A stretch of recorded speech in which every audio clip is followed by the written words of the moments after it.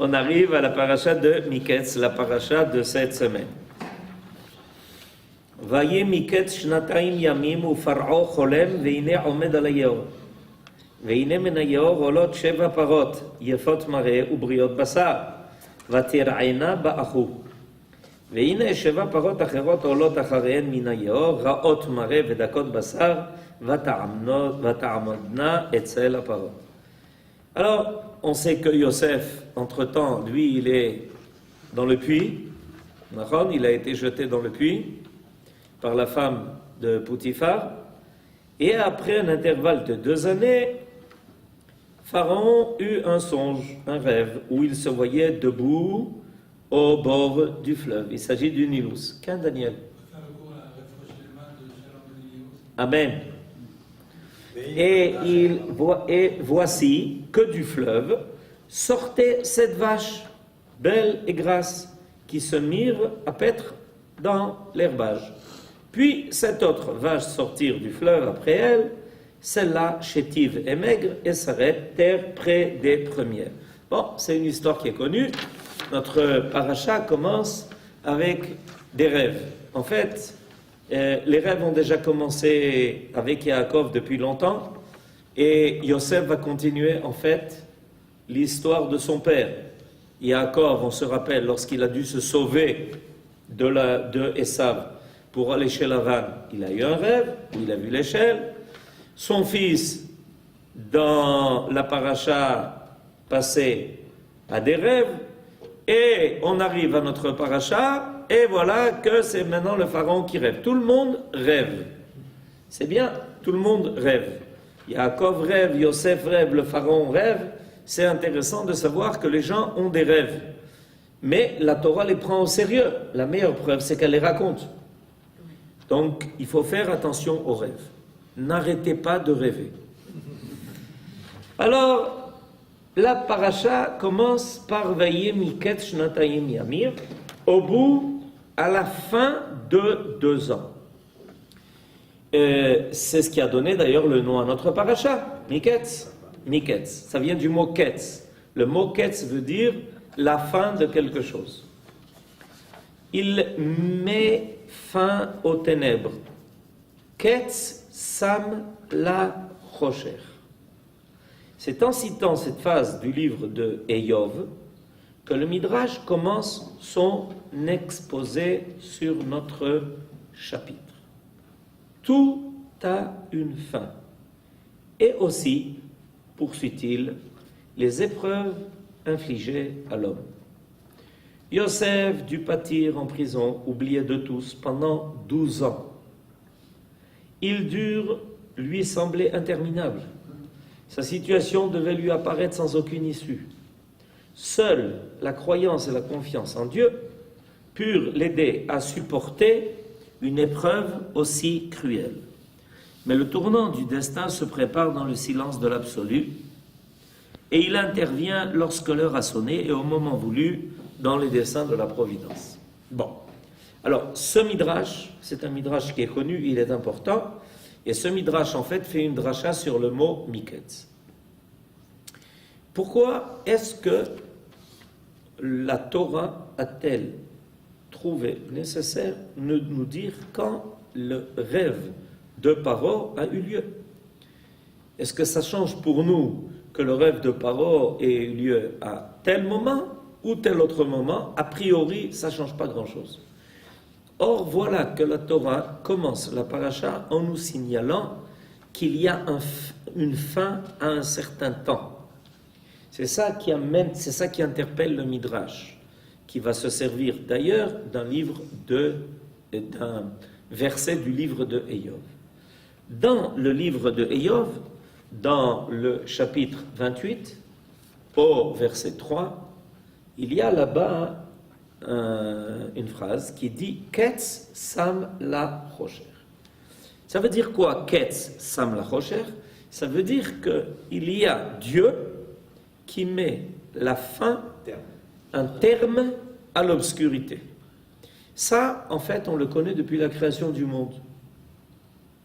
Bereshit bara Elokim et hashamayim v'et haaretz. Ve'haaretz hayta tohu vavohu, Vechosher al pnei tehom. Voilà, la Torah nous décrit la terre comme étant une situation chaotique, tohu vavo. Il y a les ténèbres qui règnent sur l'abîme. Vayomer Elokim yehi or. Je ferai remarquer d'ailleurs que le mot or est le 25e mot de la Torah. Or. Si vous comptez les mots depuis le mot Bereshit jusqu'au mot or, vous arriverez au numéro 25. Et nos sages ont trouvé en cela déjà une allusion au 25 qui se lève. Le 25 qui se lève, c'est le moment où les Béné Israël décident de mettre fin à l'obscurité. Comment est-ce qu'ils mettent fin à l'obscurité? En allumant la Hanoukia. Ils mettent fin à l'obscurité.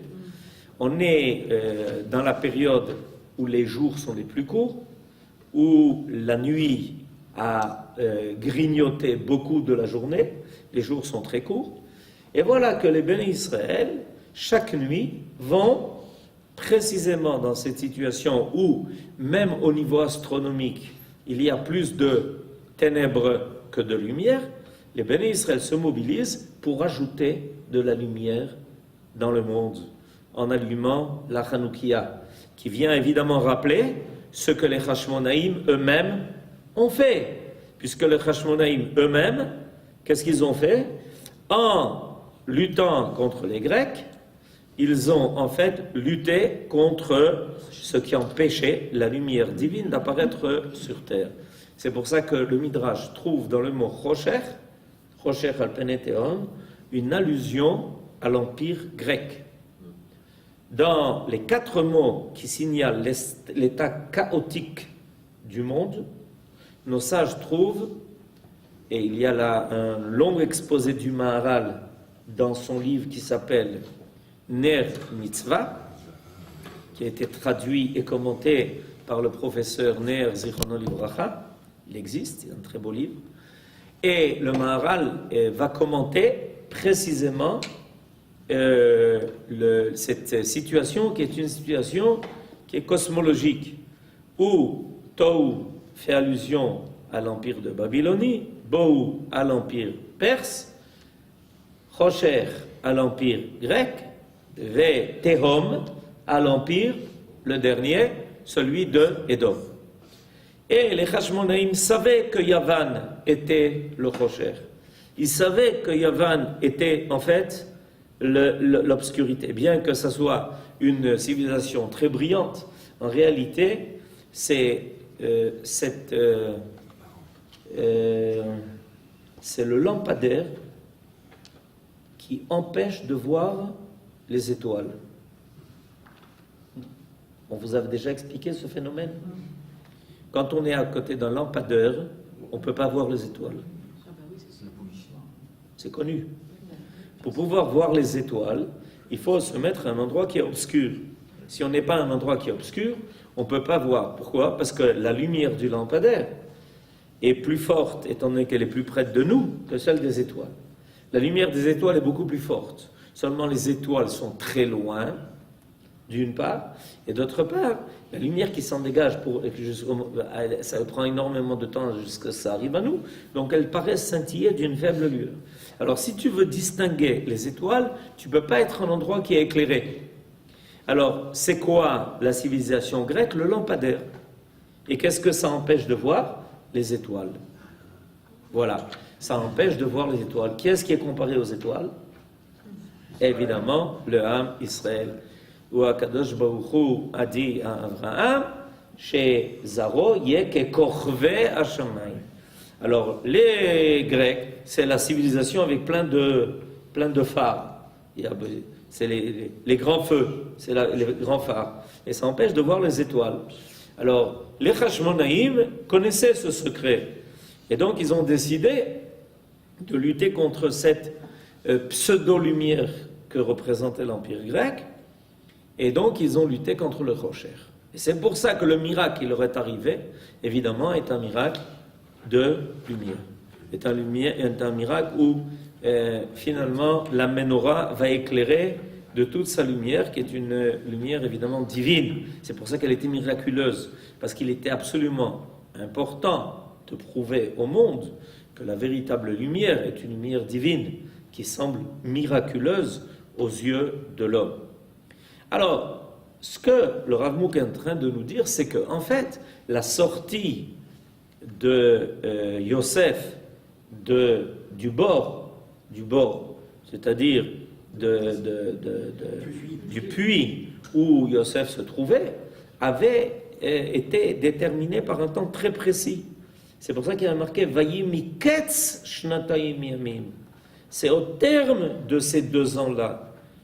Yosef est resté 10 ans, et en plus de ça, 2 ans de plus, où celui qui aurait dû se rappeler de lui l'a oublié, par hasard, et voilà que donc au bout de 12 ans, boum, ketz, voilà que le terme est arrivé. Et les choses vont commencer à se dérouler de telle façon que Yosef va pouvoir sortir de l'obscurité du bord dans lequel il se trouvait.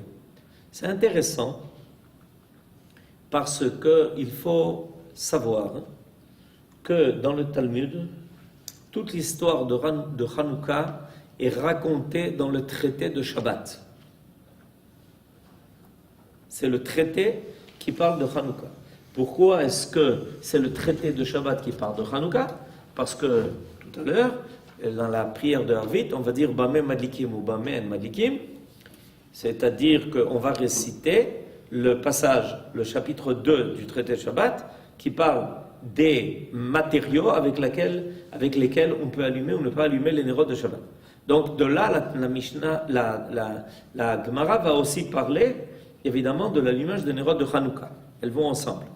Il y a une étude qui se fait à propos de ces 2 lumières-là que l'on doit avoir chez soi. Et voilà qu'au milieu des halachot concernant Hanouka, tout d'un coup, de quoi on nous parle? Du puits dans lequel Yosef a été jeté. Ça semble ne rien y faire là. Tout d'un coup, on est en pleine étude sur Hanouka, et tout d'un coup, on nous dit « Ah, tu sais, il y a quelque chose d'intéressant. » Quoi? Qu'est-ce qui est intéressant?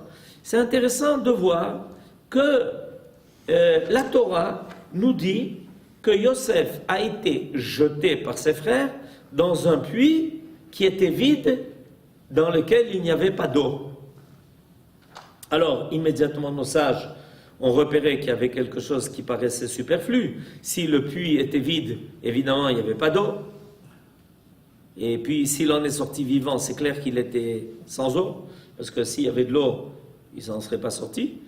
Et la Gemara dit la réflexion suivante. C'est vrai que le puits était vide d'eau, mais il n'était pas vide de serpents et de scorpions. Et de là, on apprend Abo rek en bo maim, maim en bo, aval nechashim ve'akravim yesh bo. Alors j'ai entendu quelqu'un qui a dit une belle remarque là-dessus. Maim, c'est Torah. Oui. BR, on appelle le puits où il y a de l'eau, BR. D'accord. Maim, c'est Torah. Quand le puits est vide d'eau, de Torah, il faut s'attendre à ce qu'il y ait des scorpions et des serpents. C'est comme ça que ça se passe. Et évidemment, ça, c'est une belle allusion aussi à l'histoire de ce qui nous est arrivé à Hanouka. Ce qui est arrivé à Hanouka, c'est qu'il est clair que, attiré par cette civilisation au début, d'ailleurs, sans aucune coercition, ce que l'on parle, quand on parle des xérotes que Antiochus a fait contre le peuple d'Israël, c'est arrivé à une étape tardive de l'histoire d'Israël. Au début, c'était sans coercition. Les Grecs ont débarqué, Alexandre le Grand était là, ok? Il a conquis la terre d'Israël, ça faisait partie de son empire. les gens commençaient à être un peu attirés, intéressés, curieux, au début par curiosité et après par participation active. Quand, en fait, les xérotes, elles sont arrivées quand il y a eu des réticents dans l'affaire, quand il y en a qui ont refusé de se plier au martelage de la civilisation grecque. Au début, ce n'était pas coercition. Et ça marche toujours comme ça. Au début, on vous propose, on vous fait participer, on vous encourage peut-être, parce que la civilisation grecque est la meilleure, la plus belle, la plus forte, etc. Et puis quand on voit qu'il y a des réticents, alors on dit, mais enfin, vous ne comprenez pas, tout le monde pense comme ça. C'est comme ça, c'est la mode, quoi. Il faut pas, vous n'allez pas être, vous n'êtes pas des gens marginaux. C'est quoi cette histoire-là? Vous continuez à faire Brit Mila, mais c'est ridicule. Continuez à respecter Shabbat, mais c'est ridicule. Continuez à vous marier, mais c'est ridicule. Enfin, toutes ces choses-là, mais c'est ridicule. Et puis on voit qu'il y a comme un noyau dur de gens résistants. Alors à ce moment-là, on sort les grands moyens. Et c'est à ce moment-là qu'on commençait aussi des xérotes qui avaient pour but de terminer ce travail de rabotage qui s'était fait par la civilisation grecque. Alors on nous avertit, c'est pas par hasard que l'histoire de Yosef dans le puits apparaît au milieu de précisément cette étude sur Hanouka. Parce qu'en réalité, on est en train de nous prévenir que c'est comme ça que ça marche. C'est comme ça que les choses se passent. C'est que quand on se vide d'un contenu qui est essentiel à Borek, En Bomaim, et il n'y a pas la Torah qui est destinée à abreuver les âmes d'Israël, vont apparaître Nechashim ve'akrabim, les serpents et les scorpions sous toute forme. Ken. Ça veut dire que Yosef, il est resté pendant 12 ans sans Torah? Ça veut dire que Yosef, pendant 12 ans, il a répété la Torah qu'il avait déjà appris chez son père jusqu'à l'âge de 17 ans. Yosef a été vendu par ses frères alors qu'il avait 17 ans. Et nos sages nous disent que Yaakov lui avait déjà transmis toute la Torah qu'il avait. C'est-à-dire pendant 17 ans, c'est pour ça qu'il était le fils préféré de Yaakov, parce que Yosef était un bon élève, et jusqu'à l'âge de 17 ans, il connaissait déjà tout ce que son père savait de la Torah. Quand il a été vendu, il est déjà parti avec cette Torah. Il avait en lui cette Torah, la Torah de son père, qui va l'accompagner partout, et c'est ce qui va d'ailleurs faire qu'il ne va pas fauter. Qu'est-ce qui va faire que Yosef ne va pas s'assimiler en Égypte? Qu'est-ce qui va faire que Yosef ne va pas tomber dans les mains de la femme de Poutifar? Qu'est-ce qui fait que Yosef va garder son identité? C'est qu'il avait avec lui la Torah de son père qui l'accompagnait. C'est quelque chose de... on sait même quelle était la dernière chose, le dernier sujet qu'il avait étudié avec son père. À tel point, hein? Il y a une allusion, évidemment. C'est qu'il a étudié la paracha de Egla Arufa, de la génisse qui est tuée quand on a trouvé quelqu'un et qu'on ne sait pas qui l'a tué. Il est mort, on l'a trouvé jeté quelque part, etc., etc. Donc Yosef avait une Torah fondamentale qui l'accompagnait, la Torah de son père, et qui lui a permis de tenir le coup en Égypte. Sans cette Torah, il se serait complètement assimilé. Il aurait complètement perdu pied. C'est important de s'en souvenir. On est parti en exil. Si on n'avait pas été accompagné en exil de la Torah que les sages nous avaient transmis, nos sages savaient ça. À l'époque du deuxième temple, ils connaissaient ce principe, que le deuxième temple finit par être détruit. Et c'est pour ça qu'ils ont énormément œuvré pendant toute la période du deuxième temple.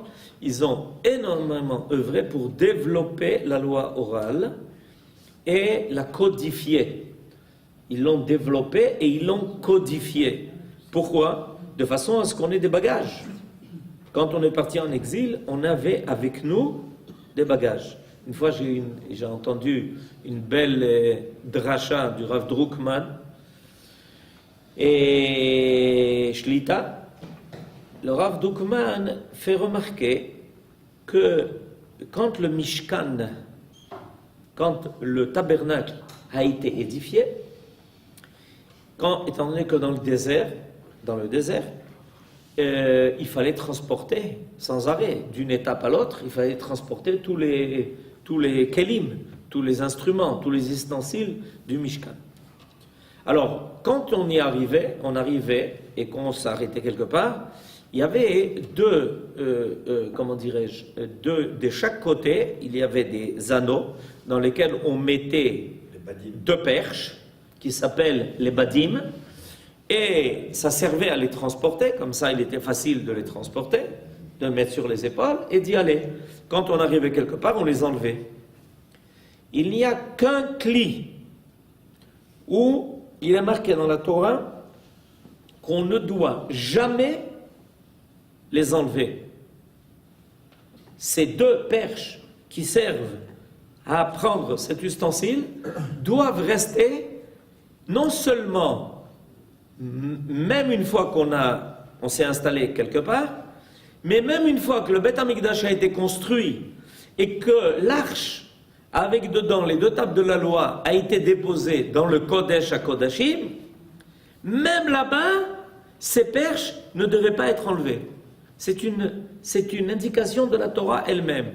C'est-à-dire que, en fait, pendant 410 ans, dans le premier Beth Amikdash, le Aaron Abrit, avec dedans les deux tables de la loi, en fait c'est un peu moins que 410, parce qu'à un moment donné, ils ont compris que le temple allait tomber, allait être détruit, donc ils l'ont déjà caché, mais pendant des centaines d'années, et c'est resté. Ces deux perches-là étaient restées. Alors qu'est-ce que la dracha que j'ai entendue est la suivante? C'est pour nous rappeler qu'on doit être prêt toujours à prendre la Torah là où on va. C'est-à-dire que bien que là-bas, l'arche était déposée dans le Kodesh HaKodashim, il y avait les deux tables de la loi et sur le côté, il y avait un Sefer Torah. Là où tu vas, n'oublie pas de prendre avec toi les tables de la loi et le Sefer Torah. Sans ça, impossible de survivre. Impossible. David Ameller, il a la guerre avec son Sefer Torah. David Ameller, évidemment, puisqu'il était le roi, en plus de ça, il avait l'obligation de prendre avec lui un Sefer Torah là où il allait. Mais ça, c'est important de savoir. Là où on va, la Torah doit nous accompagner et doit être là. Sans ça, impossible de survivre. Alors Yosef, il a pris avec lui la Torah que son père lui avait transmise. Évidemment, c'est quelque chose d'extraordinaire que ça s'est passé comme ça, que Yosef a eu le temps, Bar Zekunim, Unkelos traduit Bar Hakima, le fils sage, celui qui avait reçu toute la Torah de son père, et il est descendu en Égypte, et avec lui, il avait cette Torah qui l'accompagnait, qui l'a sauvé, et qui lui a empêché son assimilation, et qui finalement a fait que Yosef est resté le Yosef Hatzadik. Yosef Hatzadik. Alors ça c'est important, ça se nous est rappelé précisément dans la Sugiya, dans la partie de la Gemara qui traite de Hanouka. Là-bas on nous raconte ça en disant attention, il faut jamais que le puits ne soit vide. Si le puits est vide, à la place de l'eau qui devrait être dans le puits et qui sert à abreuver, il y aura des nachashim et il y aura des akrabim. C'est les deux reptiles qui sont les plus dangereux et qui, quand piquent l'homme, ils risquent sa vie. C'est peut-être pour ça, j'avais entendu une explication, c'est Oui. pour ça que où tu te déplaces, tu dois te déplacer avec la Torah. Oui. C'est pour ça que quand on part en vacances, quand on se déplace, je me rappelle quand on partait en Machanot, etc., les mers jetaient de l'eau, qui symbolise peut-être la Torah, et donc ça veut dire part accompagné de la Torah. Je sais pas, je vous... Il a justifié la tradition des mers qu'on n'avait pas compris jusqu'à présent. Vous vous rendez compte? Eh bien, c'est pas la mer à boire. Ok. Alors, le Rav Munk termine par Hanouka. Le calendrier juif veut que la section Miketz, c'est-à-dire la paracha de Miketz, soit toujours lue au moment de la fête de Hanouka, qui correspond à l'époque de l'année où les jours, où les journées recommencent à allonger, tandis que les nuits deviennent plus courtes. Ce tournant de l'année est accompagné des lumières de Hanouka, qui représentent symboliquement le triomphe de la lumière sur les ténèbres. Il se produit ainsi une coïncidence qui n'est point fortuite avec le motif de l'histoire de Yosef, Ketz Sam la Chosher. C'est-à-dire que Yosef, à cette époque-là de l'année, est sorti des ténèbres, est sorti du puits. C'était pas Rosh Hashanah? Alors, ça dépend des traditions. Mais en tout cas, ça vient nous rappeler une chose.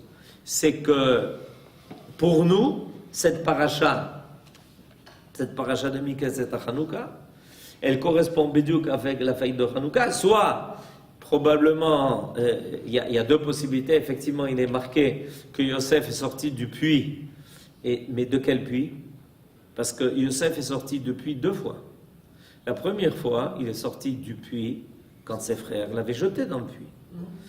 Mais la deuxième fois, il est sorti du puits maintenant, avec notre paracha. Donc Yosef n'est pas sorti une fois du puits. Il est sorti 2 fois du puits. Une fois après avoir été jeté par ses frères, et une deuxième fois après que le pharaon l'ait appelé et l'ait fait sortir de là-bas. La correspondance, Dieu fixe les limites aux ténèbres. Il faut le savoir, c'est un principe qui est important. Parce que des fois, Béhémet, on rencontre des situations, on a l'impression d'être complètement dans les ténèbres, complètement dans la nuit. Et il faut savoir qu'à un moment donné, Akadosh Baruch Hu met une fin à cela.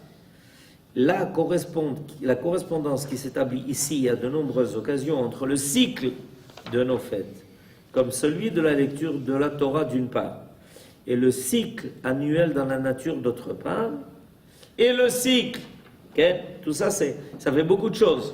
C'est l'histoire de Yosef, c'est la paracha, et c'est l'histoire de la nature, où précisément les jours commencent à se rallonger maintenant, nous fait prendre conscience de la profonde harmonie qui règne entre les lois qui réagissent les destinées du peuple d'Israël et celles qui établissent l'ordre divin de la création. C'est-à-dire qu'on finit par comprendre que quand nos sages nous disent que Akadosh Baruch Hu a créé le monde en regardant dans la Torah, on finit par comprendre que c'est vrai. C'est-à-dire que tout d'un coup, on réalise que par hasard, les parachiotes qui vont nous accompagner pendant l'année sont en correspondance complète. Et plus on approfondit la paracha, plus on le découvre. Plus on approfondit la compréhension de la nature, et plus on le découvre aussi. Qu'il y a donc une harmonie entre le message divin dévoilé, c'est la Torah. Le message divin dévoilé, c'est la Torah. Et le message divin caché, c'est la nature. Et on finit par se rendre compte qu'en réalité, c'est les deux faces de la même monnaie. C'est-à-dire qu'en réalité, Akadosh Baruch Hu nous transmet 2 messages. Un qui est dévoilé. En général, on le constate dans la Torah. Ensuite, on comprend que c'est parallèle à ce qui se passe dans la nature. Et un jour, on finit par se rendre compte que ce qui les fait correspondre, c'est l'histoire d'Israël. C'est-à-dire qu'on a un message dévoilé de sagesse, la Torah. On a un message caché de la science divine, la nature. Et qu'est-ce qui va nous aider à faire correspondre les deux? C'est qu'on s'aperçoit que l'histoire d'Israël est entre les deux, entre le cadre naturel des choses et entre le cadre divin des choses, et que l'histoire d'Israël réussit à faire rejoindre ce qui paraît tout à fait parallèle, ce qui se passe dans les cieux ce qui se passe sur terre. D'accord? Ce qui se passe dans les cieux, ce qui se passe sur terre. Et voilà que le peuple d'Israël, qui a la capacité de faire rejoindre les cieux et la terre, réussit à faire rejoindre ces deux plans qui paraissent parallèles. Alors, pareil, on peut, à travers l'histoire, et ça, il faut le comprendre, quand nos sages ont fixé la fête de Hanouka, en réalité, ils avaient conscience de ça. C'est-à-dire, ils comprenaient très bien, parce que finalement, on peut poser une question de grande envergure. Comment ça se fait que nos sages ont décidé de fixer une fête pour un miracle?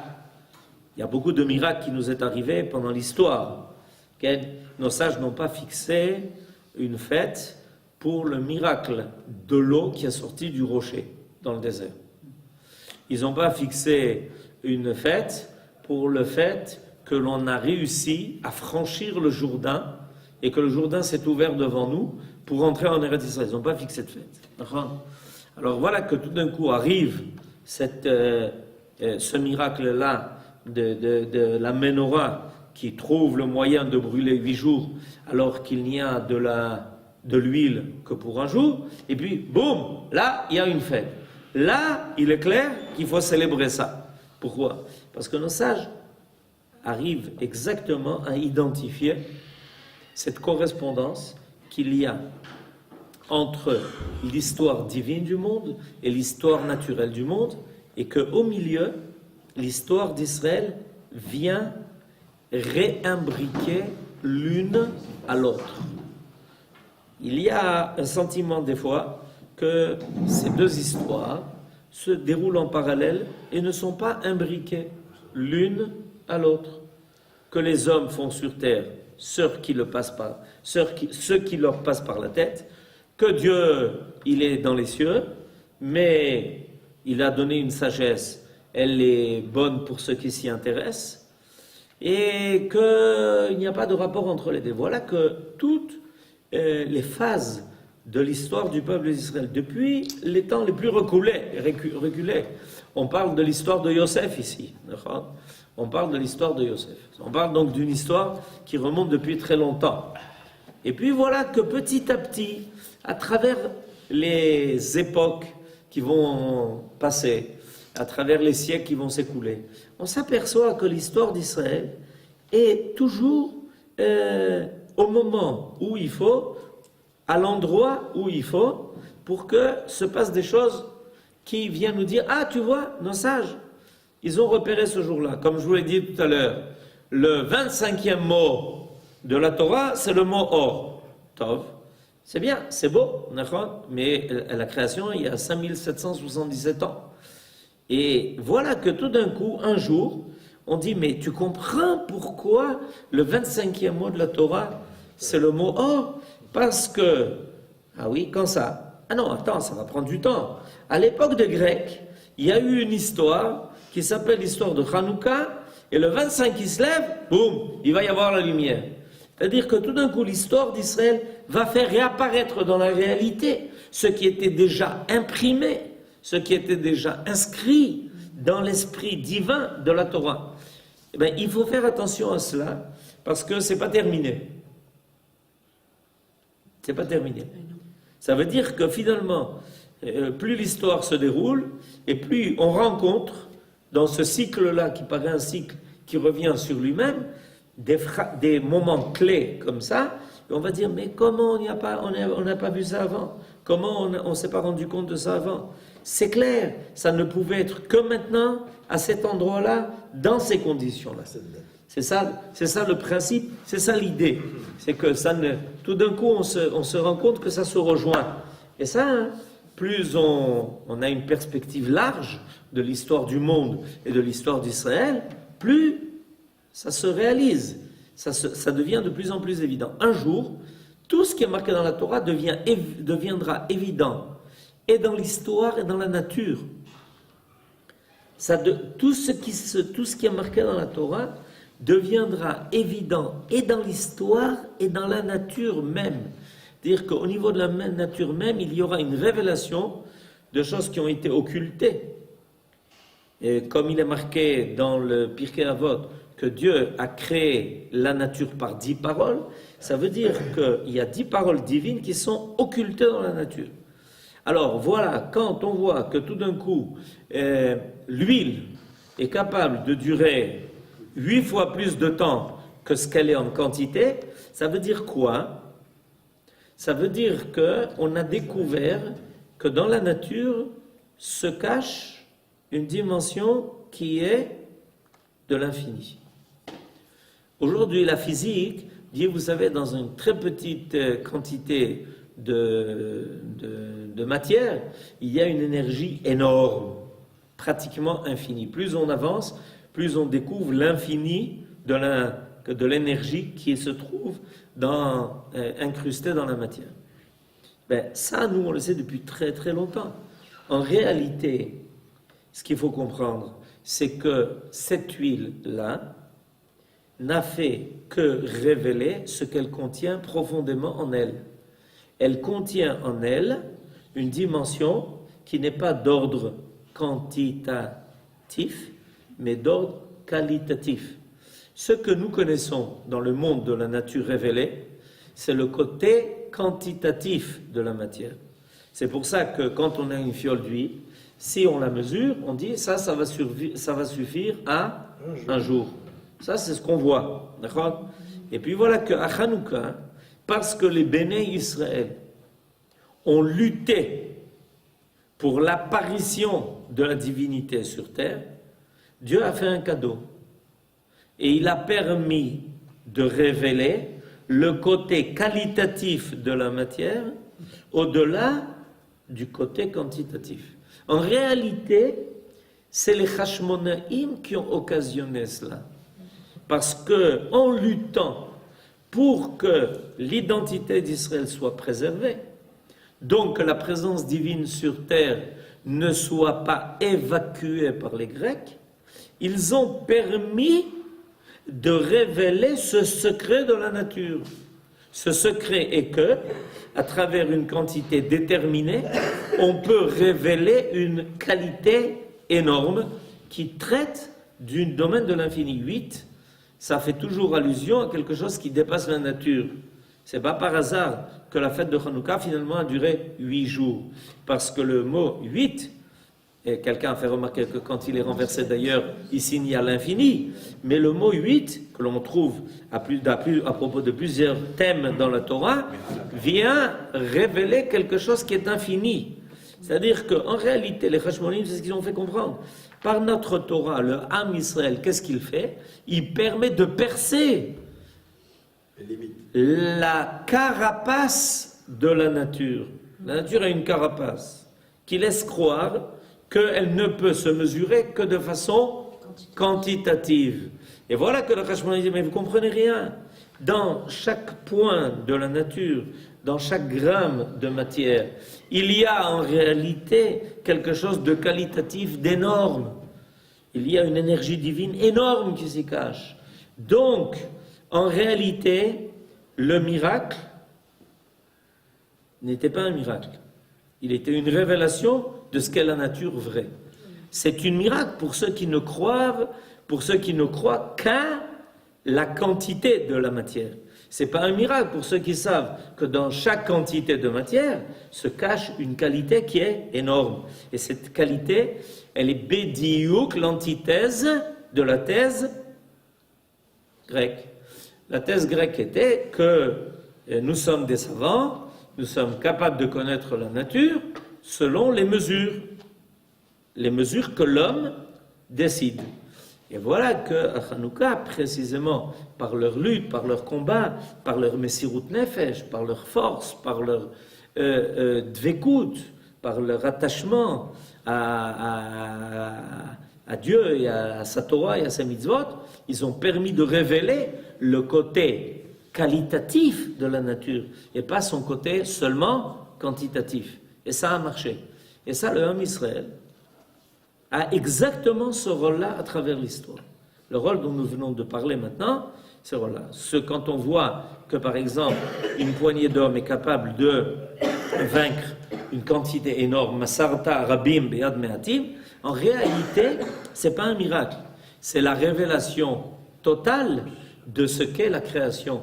C'est qu'au niveau qualitatif, il y a quelque chose de beaucoup plus grand qui peut dépasser ce qui est seulement quantitatif.